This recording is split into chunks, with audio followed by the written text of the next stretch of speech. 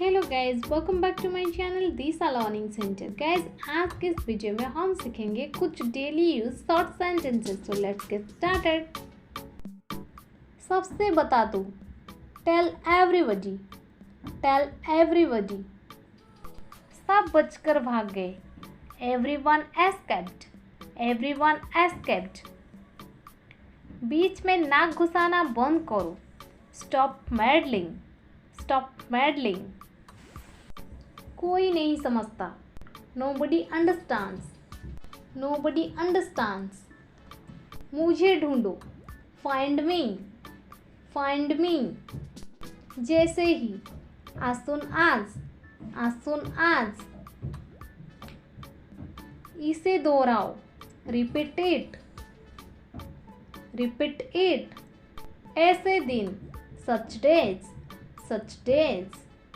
टांग अड़ाना बंद करो, स्टॉप इंटरफेयरिंग, स्टॉप इंटरफेयरिंग। जल्दी से जल्दी वापस जाओ, हरी वॉक, हरी वॉक।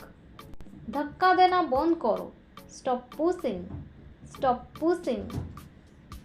इसे याद कर लो, मेमोराइज इट, मेमोराइज इट। हमेशा की तरह, as always, as always। दफा हो जाओ, get lost, get lost। इसे काटो, cut it, cut it। बाहर निकलो, get out, get out। तुम्हारे सामने, in front of you, in front of you।